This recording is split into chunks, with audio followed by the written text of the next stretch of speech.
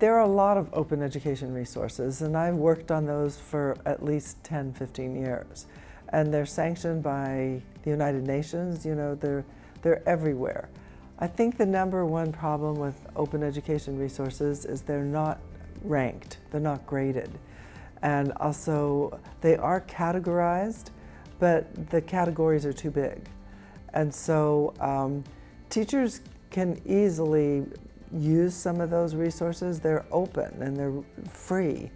But as a teacher, I know that the problem is that you don't have any time. That's the number one problem teachers have, no time.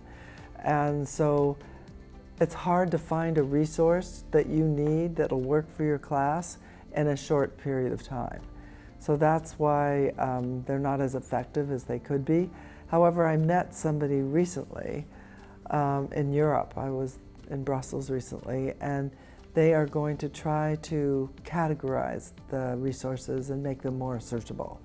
And I think that would benefit teachers all over the world because they're free.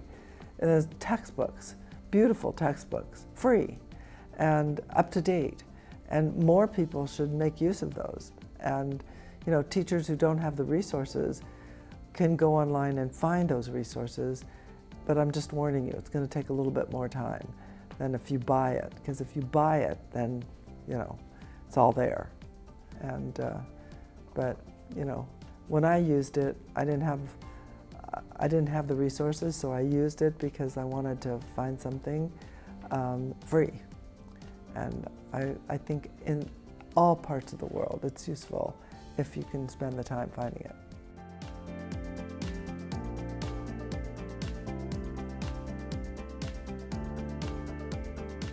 Teachers, all students need the skills that a journalist has.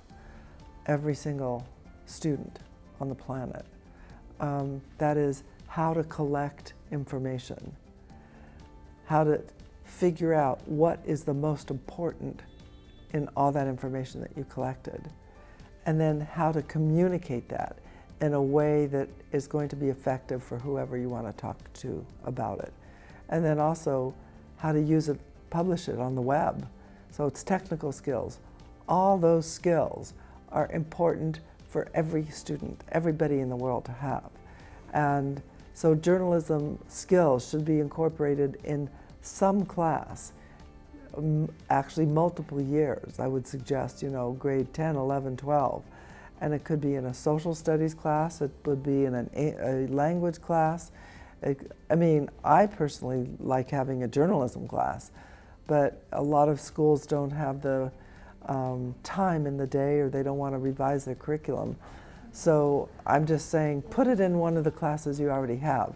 You know, being in the system, I know how hard it is to adopt new things in the system. It's not so hard to adopt a 4-week unit, but it's really hard to change for a whole new class. So like, just put it in somewhere. You decide where. But those skills are really important.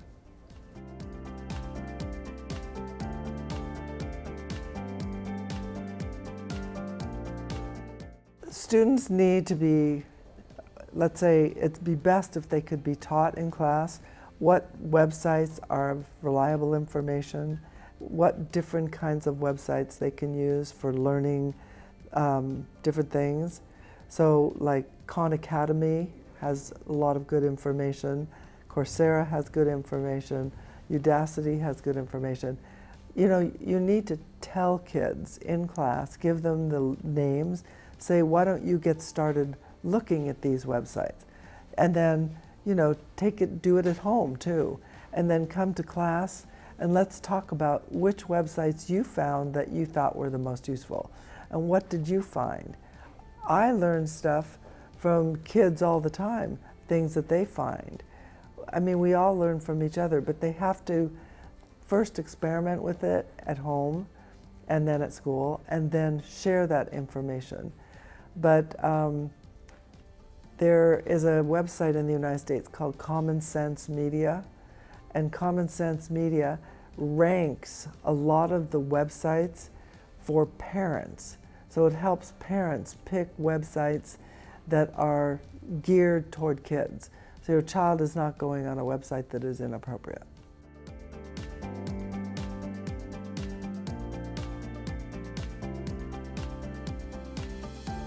The number one challenge education isn't addressing, they're not teaching the soft skills.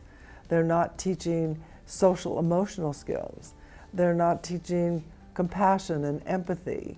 You know, they're not teaching critical thinking. They're not you can't learn to communicate if you don't do it. You can't read a book about how to communicate and then suddenly do it. Just like I said in that presentation, you know, you can't learn to be a surgeon by reading a book about it. You actually have to watch somebody and do it yourself. You know, no one wants to be operated on a surgeon that read about it in a book. Might cut out the wrong thing.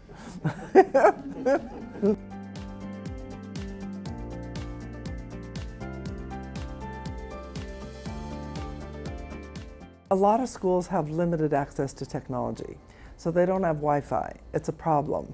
So we do have, actually here in Mexico, there are companies that offer, it's like a server, and they update the server once a week and get new information, and then that server distributes information to the students. They feel like they're online, but it's really a server, a local server that is doing it. Sometimes you can have one server for the school, depending on the size of the school.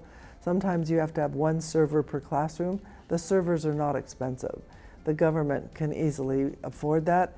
They can afford to buy these Chromebooks. Chromebooks are like $200 a Chromebook. You know, you can drop it and then you can buy a new one. You know, it's not like the Apple computer that is, I don't know, it's like over $1,000. Or, you know, some of the other computers are $1,000, but that Chromebook does the same thing and it's cheap. And you know, for schools, I recommend the Chromebook because, you know, children do make mistakes. But I do recommend computer over tablet. Although, you know, if people want to use tablets, then I recommend it grades kindergarten, first, second, third, fourth, or, you know, some schools use tablets all the way up through 8th grade. Better to use a tablet than to use nothing. But I think it's easier for the kids to have a keyboard than it is to type on a tablet.